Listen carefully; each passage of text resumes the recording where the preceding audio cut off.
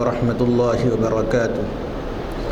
بسم اللہ الرحمن الرحیم، نحمدہ ونصلی ونسلم علی رسولنا الکریم، اما بعد فاعوذ باللہ من الشیطان الرجیم، بسم اللہ الرحمن الرحیم۔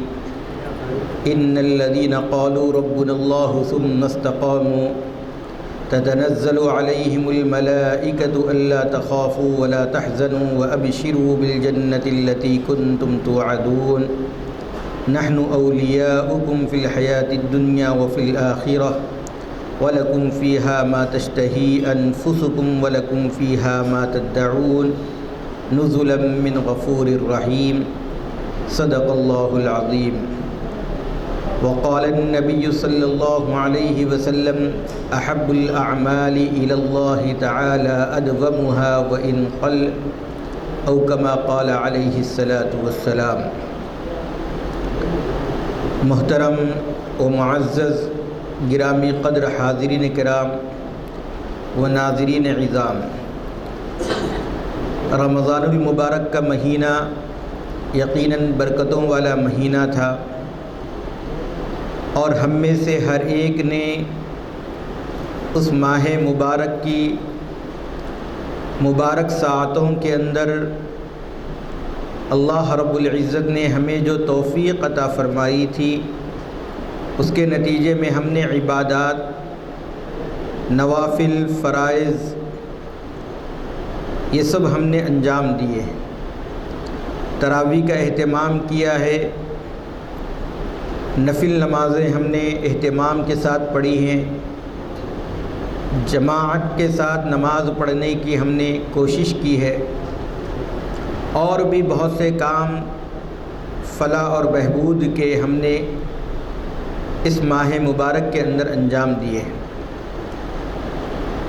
ہمارے بہت سے مالداروں نے اپنے مال کی زکوٰۃ ادا کی ہے، بہت سے روزے داروں نے صدقہ فطر ادا کیا ہے، اور بھی بہت ساری خوبیاں ہم نے اس ماہ مبارک کے اندر انجام دی ہیں۔ لیکن جیسے ہی ماہ مبارک کا اختتام عمل میں آتا ہے، عید ہی کے دن نماز ظہر سے پھر ہماری مسجدیں ویران ہونا شروع ہو جاتی ہیں۔ فجر کی نماز میں بھی عید کے دن وہ تعداد نظر نہیں آتی ہے جو رمضان المبارک کے مہینے میں نماز فجر میں ہمیں دکھائی دیتی ہے۔ حالانکہ ہمارے اوپر جتنے فرائض عائد کیے گئے ہیں، ان میں سب سے اہم فریضہ نماز کا ہے، اور نماز کی ادائیگی ہم میں سے ہر ایک مسلمان عاقل بالغ پر فرض ہے۔ صرف رمضان کے مہینے میں فرض نہیں ہے، بلکہ سال کے 12 مہینے ہمارے اوپر نماز فرض ہے۔ نماز میں کمی اور کوتاہی دراصل ہمارے ایمان کی کمی اور کوتاہی کا نتیجہ ہے۔ اللہ رب العزت نے قرآن مجید میں ان اللہ لا یضیع، اللہ رب العزت ان لوگوں کا ایمان ضائع نہیں کرتا ہے۔ وہاں پر ایمان سے مراد اللہ رب العزت نے نماز لیا تھا۔ جب تحویل قبلہ ہوا، اللہ کے رسول صلی اللہ علیہ وسلم مدینہ منورہ پہنچنے کے بعد بیت المقدس کی طرف آپ نے 16 یا 17 مہینے بیت المقدس کی طرف رخ کر کے آپ نے نماز ادا کی تھی، اور 16-17 مہینے کے بعد پھر خانہ کعبہ کو، بیت اللہ شریف کو قبلہ بنا دیا گیا۔ تو ایسی صورت میں یہود کی طرف سے یہ اعتراض تھا کہ وہ مسلمان جنہوں نے بیت المقدس کی طرف رخ کر کے نماز ادا کیا ہے، اور انہیں مکہ مکرمہ اور کعبۃ اللہ شریف کی طرف رخ کر کے نماز ادا کرنے کا موقع نہیں ملا، اسی دوران ان کا انتقال ہو گیا ہے، کیا ان کی نمازیں ضائع ہو جائیں گی؟ تو اللہ رب العزت نے اس کے جواب میں فرمایا کہ اللہ رب العزت ان کے ایمان کو ضائع نہیں فرمائے گا، یعنی ان کی نمازوں کو ضائع نہیں فرمائے گا۔ تو پتہ یہ چلتا ہے کہ اللہ رب العزت نے نماز جیسی عبادت کو ایمان سے تعبیر کیا ہے، اور آج ہم مسلمانوں میں سے اکثریت نماز کو بہت لائٹ لیے ہوئے ہیں، بہت ہی نماز سے ہم لوگ غافل نظر آتے ہیں۔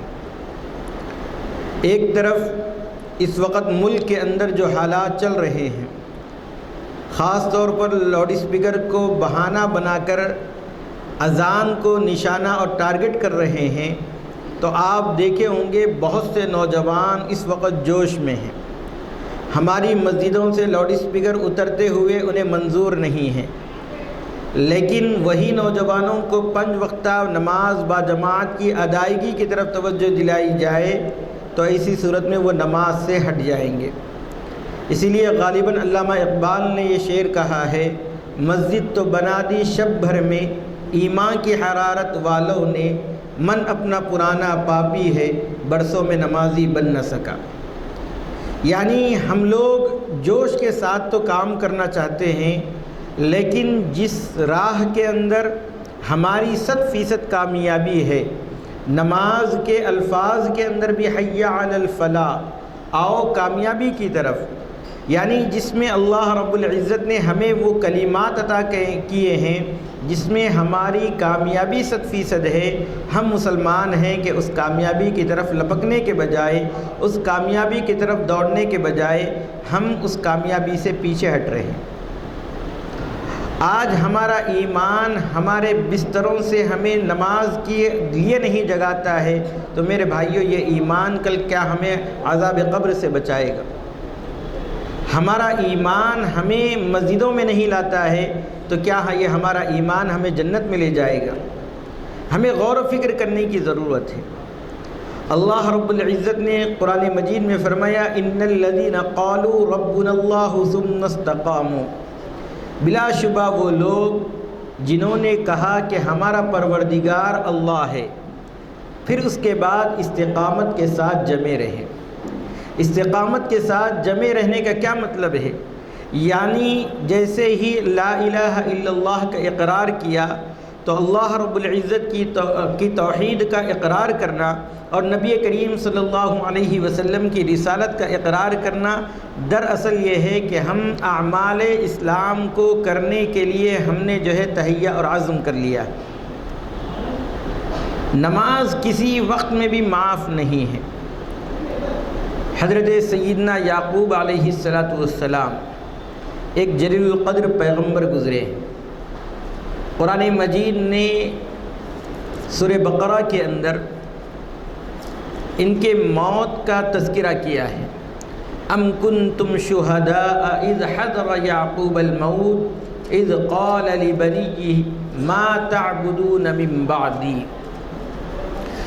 اس وقت کو یاد کیجئے جب حضرت یعقوب علیہ السلام کے پاس موت آئی تو انہوں نے اپنے بیٹوں سے کہا، کیا کہا؟ ما تعبدون من بعدی، میرے بعد تم کس کی عبادت کرو گے؟ قالوا نعبد الہک و الہ آبائک ابراہیم و اسماعیل و اسحاق الہ واحدا۔ بیٹوں نے کہا کہ ہم آپ کے اور آپ کے آبا و اجداد یعنی حضرت ابراہیم، اسماعیل، اسحاق علیہ السلام کے رب کی، جو کہ ایک ہی معبود ہے، ہم اس کی عبادت کریں گے۔ آج رمضان المبارک جب جا رہا تھا تو ہمیں وہی کہہ رہا تھا کہ ما تعبدون من بعدی، تم لوگ میرے بعد کس کی عبادت کرو گے؟ میرے بھائیوں، رمضان المبارک کا مہینے میں ہم عبادت کی طرف جو لپکتے ہیں، عبادت کی طرف ہم جو شوق دکھاتے ہیں، یہ صرف ایک مہینے کی عبادت ہمارے اوپر فرض نہیں کی گئی ہے،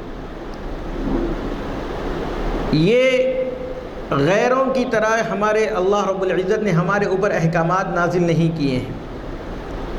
آپ دیکھتے ہوں گے عیسائی مذہب کے ماننے والے ہفتے میں ایک دن جاتے ہیں چرچ کو، اور اس دن کچھ دیر 1 گھنٹہ 2 گھنٹہ کچھ مخصوص عبادت کرتے ہیں، اور اس کے بعد پورا ہفتہ بھر جو ہے وہ غائب رہتے ہیں۔ ایسے ہی غیر مسلموں کو آپ دیکھتے ہوں گے کہ سال میں چند تہوار ہوتے ہیں، ان تہواروں کے موقع پر وہ عبادت یا اس کی پوجا پاٹ کر لیے، اس کے بعد پھر خاموش ہو گئے۔ آج مسلمانوں کا نظریہ بھی یہی بنتا جا رہا ہے، حالانکہ ہمیں اللہ رب العزت نے 5 وقت اپنی گھر کو بلایا ہے، اپنے گھر آنے کی دعوت دی ہے، اور اللہ کے رسول صلی اللہ علیہ وسلم نے ایک مثال سے صحابہ اکرام کو سمجھایا ہے کہ ایک آدمی دن میں 5 مرتبہ غسل کرتا ہے، اچھی طریقے سے غسل کرتا ہے۔ صحابہ اکرام سے پوچھا کہ کیا اس کے جسم پر میل کچیل رہے گا؟ صحابہ اکرام نے فرمایا کہ نہیں رہے گا۔ اللہ کے رسول صلی اللہ علیہ وسلم نے فرمایا کہ 5 نمازوں کا حال یہی ہے۔ اسی لیے قرآن مجید میں کہا گیا ان الصلاۃ تنہی عن الفحشاء والمنکر، کہ نماز جو ہے فحش باتوں سے، منکرات سے انسان کو روکتی ہے۔ تو میرے بھائیوں، نماز کا جس قدر اہتمام ہماری زندگی کے اندر ہونا چاہیے، ہم وہ اہتمام نہیں کر رہے ہیں۔ کہنے والا بھی اس کا محتاج ہے۔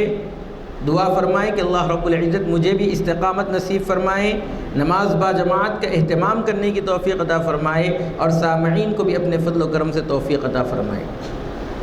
میرے بھائیوں، رمضان المبارک کا مہینہ، اس مہینے کے اندر ہمیں اللہ رب العزت نے حکم دیا تھا کہ صبح صادق سے لے کر غروب آفتاب تک کھانے پینے اور بیوی سے صحبت کرنے سے اپنے آپ کو روکے رکھنا۔ آپ ذرا غور کیجئے، اس ایک مہینے کے علاوہ اللہ رب العزت نے ہمیں کھانے پینے اور بیوی سے صحبت کرنے کے لیے کوئی وقت سے روکا ہے؟ ہم جب چاہے جب کھا سکتے ہیں، جب چاہے جب پی سکتے ہیں، اور اسی طریقے سے جب چاہے جب اپنی بیوی سے فائدہ اٹھا سکتے ہیں، تلذذ حاصل کر سکتے ہیں۔ لیکن رمضان المبارک کے مہینے میں ان 3 مباح کاموں سے اللہ رب العزت نے ہمیں روک دیا وقتی طور پر۔ یہ جب اللہ رب العزت نے ہمیں روک دیا تو رمضان المبارک کے مہینے میں ہم گھر کے اندر تنہا ہوتے تھے، دھوپ کی شدت، پیاس کی شدت، اور ہمارے حلق جو ہے سوکھے جا رہے تھے، لیکن اس کے باوجود بھی ہمیں کیا مجال تھی کہ ہم ایک گلاس اٹھا کر پانی پی لیں۔ اللہ رب العزت نے روزے کے اندر ہمیں جو استحضار عطا فرمایا تھا، اللہ رب العزت کو ہم جس طریقے سے تنہا، گھر میں کوئی نہیں ہے، کمرے کے اندر کوئی نہیں ہے، ہم اگر پانی پی لیں تو کوئی دیکھنے والا نہیں ہے، اس کے باوجود ہم میں سے کسی کے اندر یہ ہمت اور جرأت نہیں تھی کہ ایک گلاس پانی کا اٹھا کر ہم اپنے منہ سے لگا لیں۔ کیوں؟ اس لیے کہ جس ذات کے لیے ہم روزہ رکھ رہے تھے، ہمارا عقیدہ اور ہمارا ایمان یہ تھا کہ وہ ذات ہمیشہ ہمیشہ ہمیں دیکھ رہی ہے۔ میرے بھائیوں، یہ جو استحضار ہے، یہ استحضار سال کے اور جو 11 مہینے ہیں اس میں بھی ہونا چاہیے۔ کوئی گناہ کے ہم قریب جائیں تو اللہ رب العزت کا وہی استحضار جو روزے کی حالت میں ہمیں تھا، اگر زندگی میں ہو جائے گا تو یقیناً ہمیں گناہوں سے بچنا بہت آسان ہو جائے گا، ہم گناہوں سے بچ جائیں گے۔ اور جس طریقے سے ہم نے مباح کام کو بھی اللہ رب العزت کی رضا جوئی کے لیے چھوڑ دیا، تو میرے بھائیوں، جو اللہ رب العزت نے ہمیشہ ہمیش کے لیے حرام قرار دیا ہے، ان چیزوں سے بچنا بھی ہمارے لیے ضروری ہے۔ غیبت سے، جھوٹ سے، دھوکہ سے، فریب سے، ان تمام چیزوں سے ہم اپنے آپ کو بچا سکتے ہیں۔ ہم نے تھوڑی سی محنت کی ہے تو 1 مہینے کے روزے ہم نے رکھ لیے ہیں، اور تھوڑی اگر ہم محنت کریں گے تو یہ جو اخلاق رذیلہ ہیں اور یہ جو ہمارے عادتوں کو بری عادتوں کے اندر تبدیل ہم ہو رہے ہیں، اس سے بھی ہم اپنے آپ کو بچا سکتے ہیں۔ تو رمضان المبارک کے مہینے کے اندر جہاں ہم روزے رکھتے تھے، میرے بھائیوں، اس استحضار کے ساتھ پوری زندگی ہمیں گزارنی چاہیے۔ رمضان المبارک کے مہینے میں ہم نے بہت سے غریبوں کو امداد کی ہے، بہت سے غریبوں کے گھروں کو ہم نے آباد کرنے کی کوشش کی ہے۔ تو یہ 1 مہینے کے لیے نہیں ہونا چاہیے، بلکہ سال کے 11 مہینے بھی ہمیں ان غریبوں کا خیال کرنا چاہیے۔ ہم صبح صادق سے لے کر غروب آفتاب تک جب بھوکے پیاسے رہتے ہیں تو ہمیں بھوک کا احساس ہونے لگتا ہے، پانی کا احساس ہونے لگتا ہے، تو یاد کیجئے ان غربا کو جن کے سروں سے ان کے والدین کا سایہ اٹھ گیا ہے، جن کا کوئی پرسان حال نہیں ہے، ان کی خبر گیری کرنا بھی ہمارا فریضہ ہے۔ اللہ کے رسول صلی اللہ علیہ وسلم کو فرمایا گیا وَأَمَّا السَّائِلَ فَلَا تَنْهَرْ، کوئی سائل تمہارے پاس آ جائے تو اس کو جھڑکو مت۔ یہ تو اللہ کے رسول صلی اللہ علیہ وسلم سے کہا گیا تھا۔ اللہ کے رسول صلی اللہ علیہ وسلم دراصل ہمارے لیے اسوہ اور نمونہ ہے۔ لقد کان لکم فی رسول اللہ اسوۃ حسنہ، کہ نبی کریم صلی اللہ علیہ وسلم کی زندگی تمہارے لیے اسوہ اور نمونہ ہے۔ تو آپ صلی اللہ علیہ وسلم کو جب حکم دیا گیا ہے تو ہمیں بھی ان سائلوں کا ادب و احترام کرنا چاہیے، انہیں جھڑکنا نہیں چاہیے۔ اللہ کے رسول صلی اللہ علیہ وسلم نے ایک حدیث میں یہ فرمایا کہ اگرچہ کہ گھوڑے پر سوار ہو کر کوئی تمہارے دروازے پر دستک دے تو اس کو خالی ہاتھ مت بھیجو، وہ ضرورت کے تحت تمہارے پاس آیا ہوگا۔ اور اللہ رب العزت نے قرآن مجید میں فرمایا ہے تعرفہم بسیماہم لا یسألون الناس الحافا، بہت سے محتاج اور فقراء وہ لوگ ہوتے ہیں جن کو اللہ رب العزت کی فریضے نے اور اللہ رب العزت کی دین کی خدمت نے ان کو جو ہے کمائی سے روکے رکھا ہے۔ للفقراء الذین احصروا فی سبیل اللہ لا یستطیعون ضربا فی الارض، وہ لوگ زمین میں چل پھر کر کوئی کاروبار تجارت وغیرہ نہیں کرتے ہیں۔ تعرفہم بسیماہم، آپ ان کے چہروں سے ان کے فقر و فاقے کو محسوس کر سکتے ہو۔ اور لا یسألون الناس الحافا، وہ لوگوں سے چمٹ کر بھی سوال نہیں کرتے ہیں۔ ایسے لوگوں کی خبر گیری پورے سال کرنا ہم لوگوں کے لیے ضروری ہے۔ میرے بھائیوں، رمضان المبارک کے مہینے میں ہم جب سحری کے لیے اٹھتے تھے، حالانکہ ہم رات میں تراویح کی نماز پڑھ رہے ہیں اور سونے جب ہم جا رہے ہیں تو بعض مرتبہ 11:30 12، بعض مرتبہ 1 یا 2 بھی بج جا رہے ہیں، لیکن اس کے باوجود سحری میں ہماری نیند کھل جا رہی ہے۔ اس کا مطلب کیا ہے؟ اس کا مطلب یہ ہے کہ ہم لوگ تہجد کی نماز کا اگر اہتمام کرنا چاہیں تو کر سکتے ہیں، نماز فجر باجماعت ادا کرنا چاہیں تو ادا کر سکتے ہیں۔ صرف 1 گھنٹہ 1.5 گھنٹہ یا 2 گھنٹے سونے کے باوجود ہم سحری میں اٹھ رہے ہیں، اور کیا خوف ہے اگر سحری میں نہیں اٹھیں گے تو بن سحری کا روزہ رکھنا پڑے گا، اس کے لیے ہم سحری میں اٹھ رہے ہیں۔ تو میرے بھائیوں، تھوڑی سی اگر ہم مشقت کر لیں، تھوڑا سا اپنا معمول تبدیل کر لیں تو انشاءاللہ ہم فجر کی نماز باجماعت مسجدوں کو آباد کرنے والے بنیں گے۔ اس کے لیے ہمیں فکر کرنا چاہیے۔ اور پھر رمضان المبارک کے مہینے میں جہاں ہم نے نمازوں سے پہلے سنن مؤکدہ ادا کیا ہے، ظہر سے پہلے، فجر سے پہلے، مغرب کے بعد، عشاء کے بعد، یہ جو سنت مؤکدہ ہم نے ادا کیا ہے، میرے بھائیوں، ان کا سال بھر بھی اہتمام کرنا چاہیے۔ یہ چیزیں ہمیں اللہ کے رسول صلی اللہ علیہ وسلم نے یہ فرمایا ہے کہ جو شخص میری سنتوں سے محبت کرتا ہے کل قیامت کے دن میرے ساتھ ہوگا۔ من احب سنتی فقد احبنی، جو میری سنتوں سے محبت کرتا ہے وہ مجھ سے محبت کرتا ہے۔ ومن احبنی کان معی فی الجنہ، اور جو مجھ سے محبت کرتا ہے کل قیامت کے دن وہ میرے ساتھ جنت میں ہوگا۔ تو نبی کریم صلی اللہ علیہ وسلم کی معیت، نبی کریم صلی اللہ علیہ وسلم کی ہمیں قیامت کے دن صحبت نصیب ہوگی، یہ ہمارے لیے بہت بڑی خوش نصیبی ہوگی اگر ہم سنتوں کا اہتمام کریں گے۔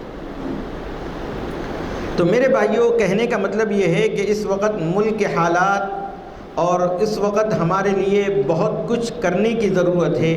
آج ہم لوگ ملت کے تئیں جینے کا ہنر کھو دیے ہیں۔ آج ہر شخص اپنی شخصی زندگی جی رہا ہے، اس کو اپنی فکر ہے، اپنے بیوی بچوں کی فکر ہے، اور بہت زیادہ بولے تو اپنے ماں باپ کی فکر ہے۔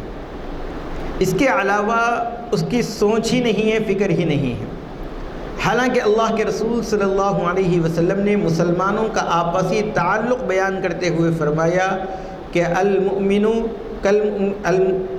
والمؤمن، یعنی ایک مسلمان دوسرے مسلمان کے لیے کل بنیان، عمارت کی طرح ہے۔ المؤمن للمؤمن کل بنیان، ایک مومن دوسرے مومن کے لیے عمارت کی طرح ہے۔ یشد بعضهم بعضا، وہ مسلمان کیا ہوتے ہیں، یعنی عمارت کیا ہوتی ہے۔ آپ عمارت کو، کوئی بھی عمارت جب کھڑی ہوتی ہے تو آپ دیکھ لیجئے ایک اینٹ دوسرے اینٹ سے ملتے ملتے جب دیوار بن جاتی ہے تو وہ مضبوط ہو جاتی ہے۔ اگر ایک ہی اینٹ رکھی ہوئی ہے تو اس کو آدمی آسانی کے ساتھ اکھاڑ سکتا ہے، لیکن جب وہ مضبوط دیوار بن جاتی ہے تو اب اس کو اکھاڑنا اتنا آسان نہیں ہوتا ہے۔ اللہ کے رسول صلی اللہ علیہ وسلم نے فرمایا کہ ایک مومن دوسرے مومن کے لیے بنیاد کی طرح ہے، عمارت کی طرح ہے۔ آج آپ بتائیے کہ ہم لوگ ایک دوسرے مومن کا کس درجہ پاس و لحاظ رکھ رہے ہیں، ایک دوسرے کا کس طرح سے ہم لوگ جو ہے مدد کر رہے ہیں۔ آپ دیکھیں گے ہمارے معاشرے کے اندر سگے بھائی ایک دوسرے کا منہ دیکھنے کے لیے تیار نہیں ہیں، سگی بہنیں اپنے بھائیوں سے نالاں ہیں، بیوی بچے جو ہے اپنے شوہر اور اپنے باپ سے خفا ہیں۔ ایسی زندگی ہم لوگ جی رہے ہیں۔ میرے بھائیوں، یہ زندگی کو بدلنا ہوگا اور ایسی ہی زندگی جینی ہوگی جس طریقے سے اللہ کے رسول صلی اللہ علیہ وسلم نے مدینہ منورہ آنے کے بعد صحابہ اکرام رضوان اللہ تعالیٰ علیہم اجمعین کے درمیان جو اخوت اور محبت کا رشتہ قائم کر دیا تھا، قرآن مجید نے صحابہ اکرام کی وہ کیفیت بیان کی ہے۔ محمد الرسول اللہ والذین معہ اشداء علی الکفار رحماء بینہم۔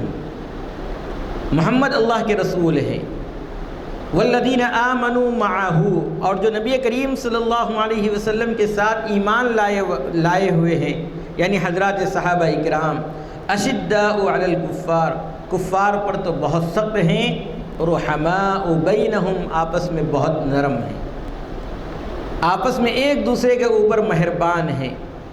اور اللہ رب العزت نے قرآن مجید میں فرمایا وَكُنْتُمْ عَلَى شَفَا حُفْرَةٍ مِّنَ النَّارِ، کہ صحابہ اکرام بالکل جہنم کے گڑھے کے پاس تھے۔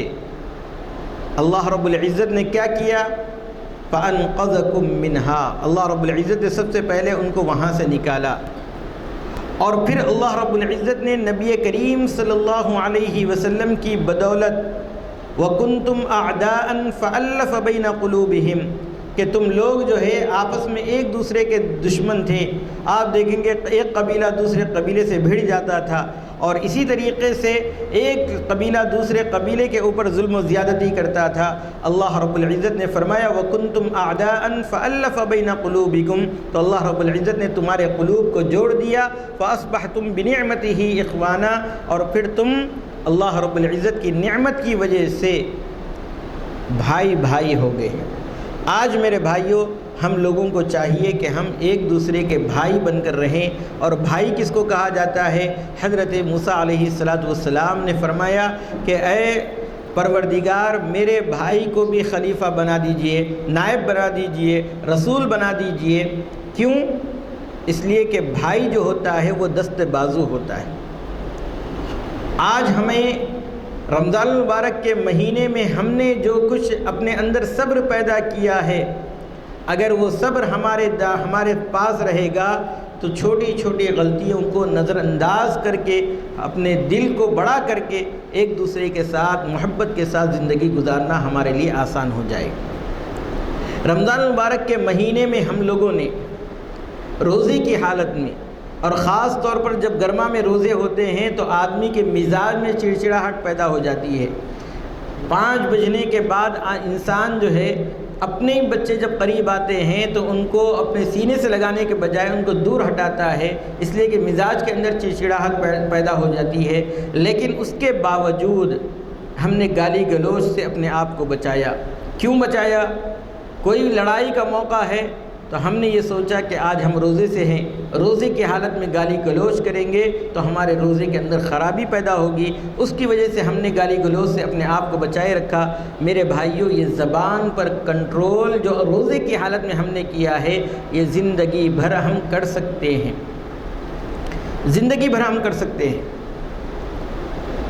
اسی لیے عربی کے شاعر نے کہا ہے کہ لیس العید لمن لبس الجدید، عید اس کی نہیں ہے جو نئے کپڑے پہن لے، انما العید لمن خاف بالوعید، حقیقی عید تو اس کے لیے ہے جو اللہ رب العزت کی وعیدوں سے ڈر گیا۔ اللہ رب العزت نے جو عذاب کی وعیدیں سنائی ہیں اس سے ڈر گیا، حقیقی عید وہی ہے۔ لیس العید لمن رکب المطایا، حقیقی عید اس کی نہیں ہے جو عمدہ سواریوں پر سوار ہو گیا، انما العید لمن ترک الخطایا، حقیقی عید اس کی ہے جو گناہوں کو چھوڑ دے۔ تو میرے بھائیوں، آج ہم عزم کر لیں، تہیہ کر لیں کہ رمضان المبارک والی زندگی ہم بہت نیکیوں کے ساتھ گزاریں گے، اور رمضان مبارک کے بعد والی جو زندگی ہے ہم اجتماعی طور پر زندگی گزاریں گے اور ملت کے تئیں زندگی گزاریں گے۔ ورنہ آپ کو معلوم ہوگا کہ اگر ملت کے تئیں زندگی نہیں گزاریں گے تو آہستہ آہستہ دشمن جو ہے ایک ایک کر کے ٹارگٹ کرتے جا رہے ہیں، اور اس کے نتیجے میں بہت سارے لوگوں کو بہت مالی اور جانی نقصان اٹھانا پڑ رہا ہے۔